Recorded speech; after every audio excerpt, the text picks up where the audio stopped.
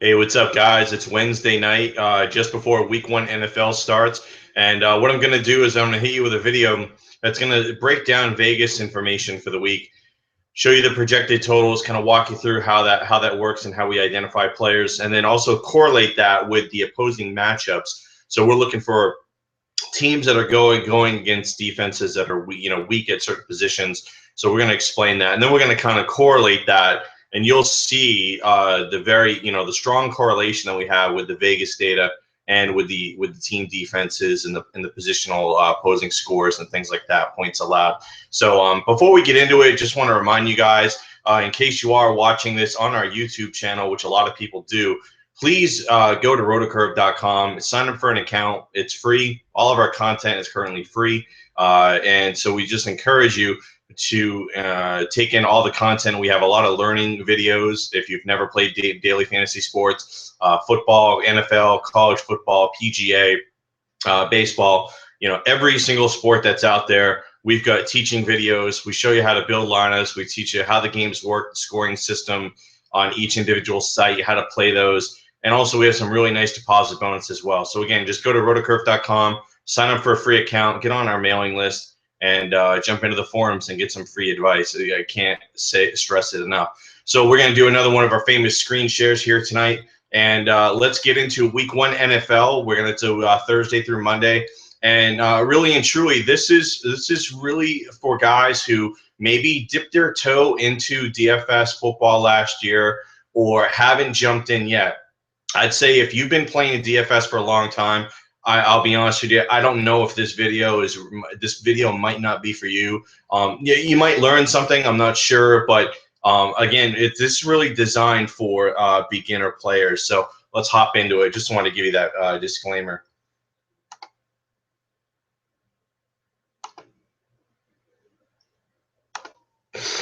So if you guys remember, we kind of did something similar last week, where we have the spreadsheet, just make it a little bit bigger for you. So here's what I do at the beginning of the week. I have my favorite underdog, the line, the total, and then the projected favorite and dog total with the formulas. And so I've got it sorted currently by the line. I've got it sorted top to bottom. So we see New England's the biggest favorite. Now this is a very interesting week in that the highest spread is 7. So there's a lot of, if you see here, the majority of the games are 2.5 to 4, 4.5. So a lot of close games, and so we have to identify where we exploit matchups. So I've got the team in green here. If they're at home, they're in green on the team side. So you see, we got a lot of home underdogs this week, and we all know that home underdogs. I'd say there's 8 home underdogs. I'd probably say 4 of these teams are probably going to win the game outright. Now, which 4 are they going to be? I don't know. I do like St. Louis. I do like Atlanta. I do like Buffalo, and I do like the Niners. I think if I would have picked 4 dogs to win the game outright at home. So we go over here, and the highest totals are in green. So those are the games that we're going to focus on. And then also I have the favorite in green as well. Those are the teams that are projected to score the highest points. So then we come over here and we correlate that with the opposing matchups. Now, how this works is, so I have New England with the highest projected total currently at 29.25. Now, Pittsburgh was the 26th ranked team against opposing quarterbacks. So what it is it's looking at the fantasy points allowed by position, and then it's putting in the ranking. So one of the things that's key is quarterback and wide receiver, quarterback, tight end. Those are the things that we want to look at, and then obviously running back. But if you notice, we're going to blow this up a little bit more, just so you guys can really see it. It's pretty big. If you notice something, there's a lot of greens. Once we get to Arizona, okay, we got top 7 projected teams here. A lot of green when you look at New England through Arizona. And then it kind of drops off a little bit. And when we go here, You got Miami, who's definitely a team in play. Some on Cincinnati's in play. Go down here, and it looks like maybe a little bit of Carolina, a little bit of Tampa Bay. But look at here. Look at the underdogs outside of Tennessee and Cleveland, actually, which is interesting. You know, there's a lot of white. There's not a lot of edge on the matchups for the teams that are projected to score low, according to Vegas. So that's something that you definitely want to consider and look at. You know, really what we're looking at is New England offense, you know, these offensive teams. New England running game is a crapshoot right now. That's a bad matchup to begin with anyway. And we know about Gronk. Wide receiver situation is a little bit sketchy. It's looking like Amendola might be a guy that could be a sleeper tomorrow night in terms of price. He's going to get the ball. But Gronkowski, obviously, if you can get him in there, and Brady. So, you know, that's kind of what we're looking at. We can go ahead and filter by green and kind of really get an understanding here. We see here, now the one outlier is Manning. You know, Baltimore was tough against quarterbacks, but they were bad against opposing wide receivers. So these are not absolute ranks. You know, it's one of those things where I definitely would look at them and I would override it. In this situation, I would still play Manning in tournaments because I think he potentially could be low owned. I think a lot of people are not looking at him. And we see the wide receiver situation, and we know Denver's got some really, you know, pretty good wide receivers. Also, they're not going to rely as much on the tight end. Julius Thomas isn't there. So I think more distribution of the ball is going to go towards Demaryius Thomas and with Emmanuel Sanders. So we see here, we want to really focus in on, let's say we want to go quarterback. I'm not worried about the running backs so much. So we're going to go here. If you notice, quarterback, wide receivers in green, and none of the tight ends. So this is good. So Philadelphia, Atlanta is in the same game. Now, an interesting strategy for Philadelphia, Atlanta. Look, this is going to be a very players in this game are going to be highly owned. There's no getting away from it. Between matchups and projected total and game script and Monday night and Atlanta at home, and I think there's going to be a lot of ownership of players in this game. So how do you play it? Do you go chalk, you know, and take Julio Jones? I think that you got to have some Julio Jones. Jordan Matthews, because of his price, becomes more of a cash game play. He's going to be highly owned, but he's super cheap. So Matthews becomes more of a cash game play. Now, Nelson Aguilar, to me, is a tournament play because we're playing the percentage own game with a great matchup. His percentage own might be a little bit lower than some of the other guys because typically what happens is in tournaments, you see a lot of people loading up on the big wide receivers. So Aguilar could be a guy, especially, you know, on FanDuel, you're playing 3 wide receivers and it's not PPR. You know, you're looking at a situation where you want touchdowns and yards. So Aguilar is kind of a guy that stands out for me. Roddy White, if he's healthy and ready to go, Roddy White is only a cash game play for me. Last year, he was actually one of the best cash game wide receivers on FanDuel. His standard deviation was one of the lowest for all wide receivers. What that means is his range of points from week to week over the whole entire 16-week season was extremely low. So he would always get like 10, 11, 12, 13, 14, 15 points. He would never have these weeks where he would go like 4 and then 30 and 10 and 20. He was very consistent. So Roddy White is a guy that you're looking at in cash games and heads up in 50-50s. On the flip side, Julio Jones would be a guy that you would definitely want to play in tournaments because of the upside. However, you're going to have to mix it up because Julio is going to be heavily owned.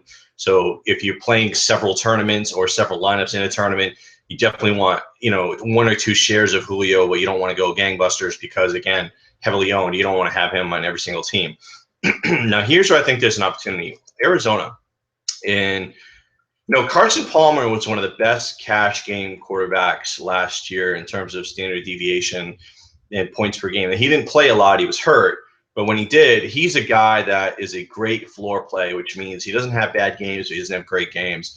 So he falls into that cash game category. Now, we typically look at spending up more at the quarterback position. But I think in this case, because of the matchup, I think you can go with Palmer in your cash games and your 50-50 heads ups and be okay.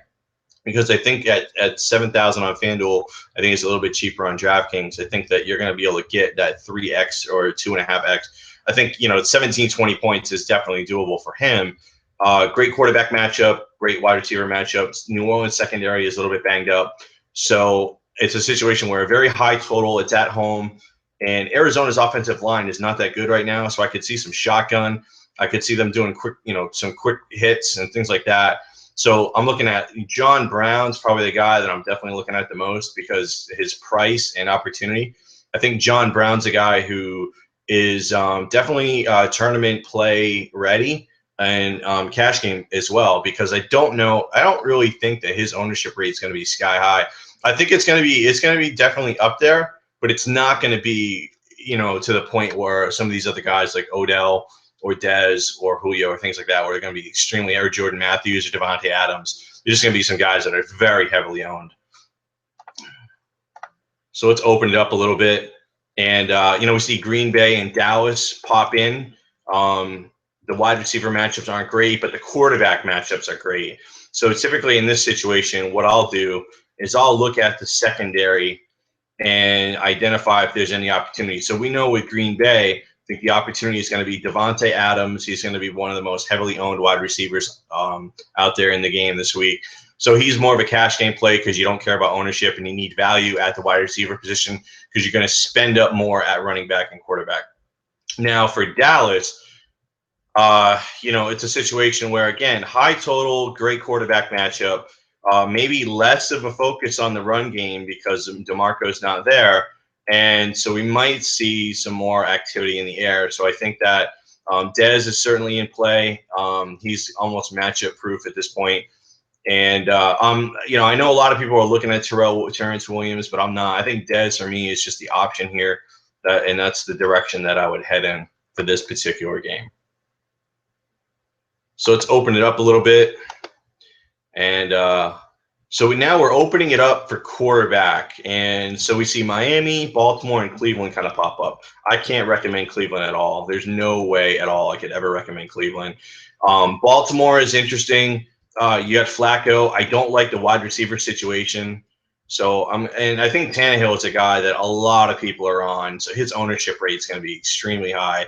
Great matchup. It's only 23.5 because they're on the road. But again, you get the quarterback.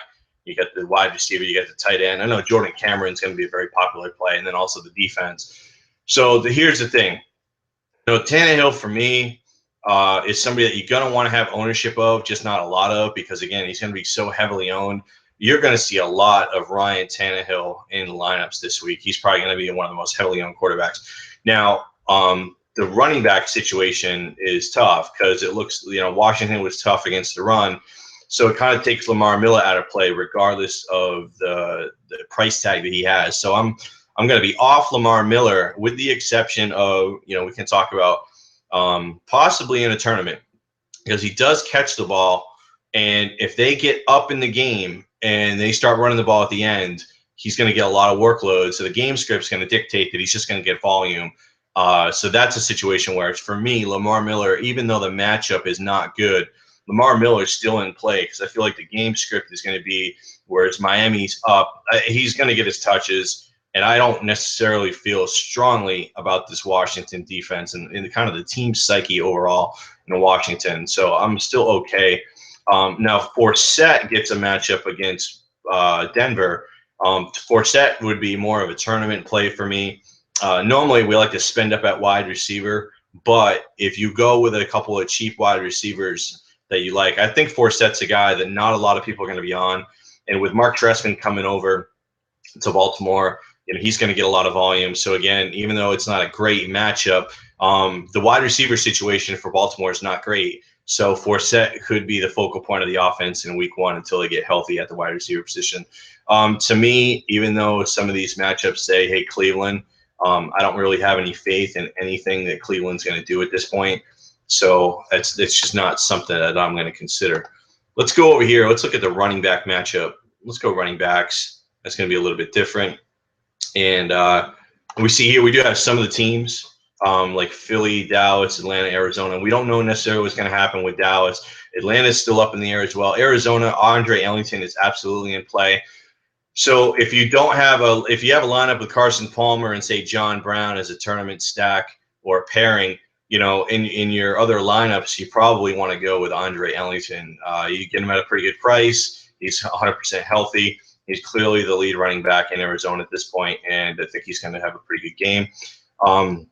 Philadelphia, DeMarco Murray's a guy I think is very underlooked right now. I think everybody's kind of fading him, thinking that he's not going to get a big workload, but I think the matchup is so good that he definitely is a tournament play for me. I know Benny is very high on DeMarco Murray in tournaments this week, and I can absolutely agree.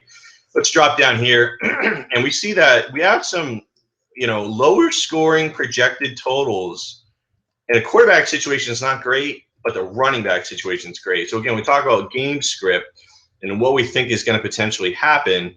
And I think that we can kind of focus in on these games here and kind of look at it and say, we got Jeremy Hill, Jonathan Stewart, Doug Martin, Latavius Murray, Carlos Hyde, and Bishop Sankey.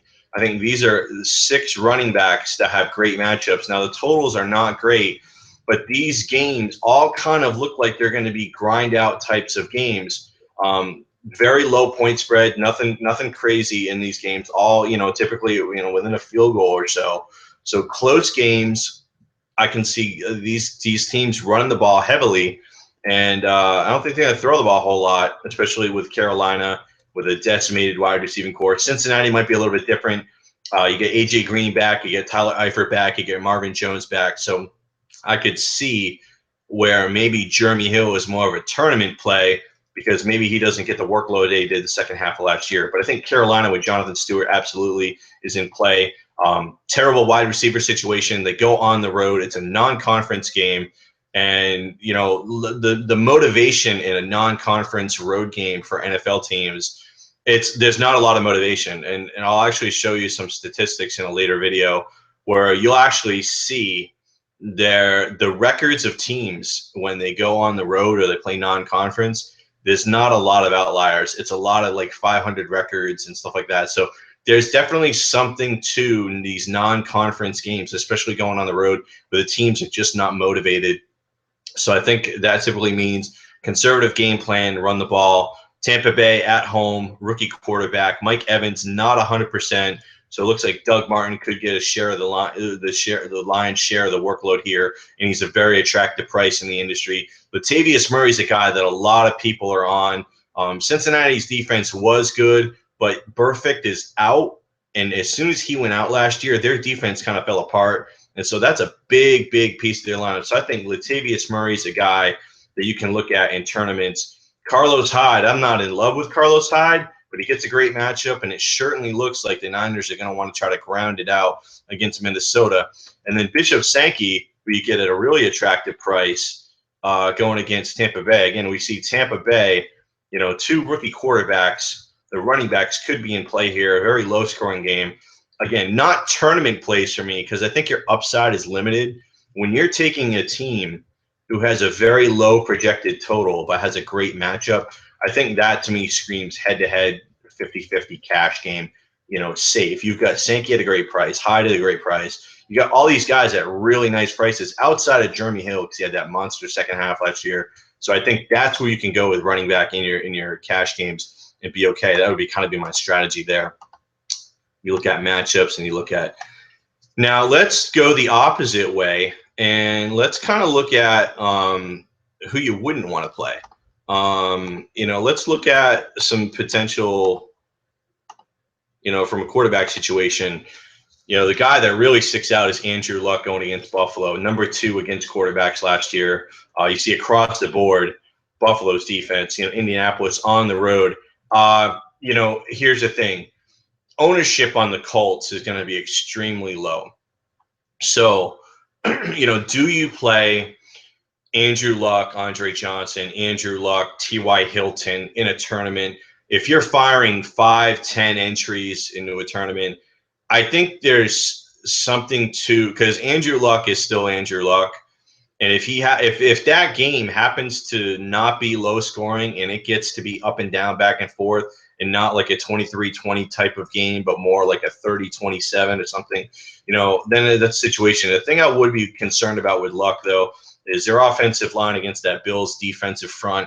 And also, Andrew Luck got knocked around in some games last year quite a bit. So that would be one of the concerns that I would have. Houston's quarterback situation and their running back situation is terrible. I don't want any part of anybody on Houston this week. And Oakland, outside of Latavius, I think that going against Cincinnati, I'm just not liking that matchup at all. I have a funny feeling that a lot of people are going to be on Amari Cooper, so that's somebody I'm not really looking at. And then the Rams, with their down to a third-string running back, Nick Foles at quarterback, getting the Seattle defense. I don't see very many points being scored in that game. And then also San Diego, Detroit. Detroit's defense, even though they do lose Sue, they did sign Nada, and I still think that game is going to be a pretty low-scoring game. So that would be a situation where I would want to just stay away from those teams altogether, with the exception of probably throwing one lineup of Luck and T.Y. Hilton out there in the tournament if you're running several. So let's take a look at the tough running back matchups this week.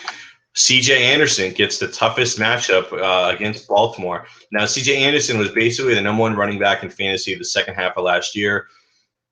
Do you believe in this Denver offensive line? It's not as good as it was a year ago. Baltimore, I still think is going to have a pretty stout run defense, even though Nada's not there.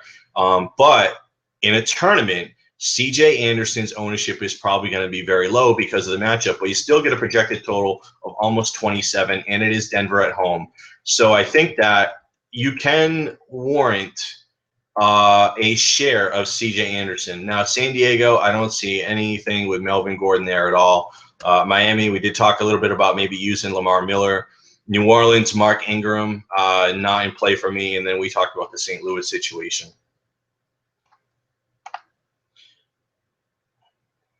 And the last thing we're going to do, we're going to talk about defenses. So let's look at defenses. And typically what I'm looking at is I want lower scoring games. And, we'll take a look and see here is you've got Miami on the road. They've been pretty popular because Cousins is going to go. Cincinnati at Oakland, I'm going to take them out because Cincinnati's defense at the end of last year and no perfect, and I don't like them on the road. Seattle's on the road. Carolina's on the road. Tampa Bay is at home against Tennessee. Minnesota's on the road. Tennessee is on the road. And Cleveland is on the road against the Jets. So I think the Jets offense is better this year, and I don't have a lot of faith in Cleveland. Tennessee, I just can't play. In Tampa, I think Minnesota is interesting. If you buy into the San Francisco defense, San Francisco offense not being that good, it has not looked good in the preseason. So I think Minnesota is a defense I think you can use in tournaments because I think they're going to be lower owned. And typically you don't like taking teams on the road. You try to find home teams, but there's just not a great matchup this week for that. Carolina on the road against Jacksonville. Jacksonville allowed the most points to defenses last year. Jacksonville is going to be better this year, but I still think they've got a ways to go. Seattle's defense on the road is not the same as it is at home, so that's a no play for me. It's a fade. I think a lot of people are going to be on the Seattle defense this week. I'm not going to be on them, so for me that's a fade. So we come back here, and let's look at maybe some potential other defenses. I think that this Seattle St. Louis game, you've got St. Louis at home with a great rushing defense against Seattle with a very low projected total. We're going to slide over here and going to look at some of the lower scoring games. You have a lot of games in the 40s. I actually think some of these totals are high. I think some of these totals are going to hit 34, 35, 36 as far as where they're going to land as scores. I think that you can look at some of these, the Jets at home with their 18.5 projected total there. And I think St. Louis is in play. Now, I know Wilson doesn't make a lot of mistakes, but he does get sacked a lot because he scrambles in and outside the pocket. And St. Louis is one of the best defensive pass rushing teams. So I think for me, St. Louis is a team that I think is going to be lower owned. The Jets are probably going to be the most owned team because they're cheap. I think they're a definite cash game play for me. That's going to do it for the week 1 Vegas and matchup breakdown. You can use these across the board in the industry on all the DFS sites. And hope you guys enjoy it. And again, join us over at rotocurve.com. Sign up for an account. Join our forums. Join our chat room. Enjoy all the free content we have, all our videos and all our written content. Got a lot over there for you for all the DFS sports. Thanks again.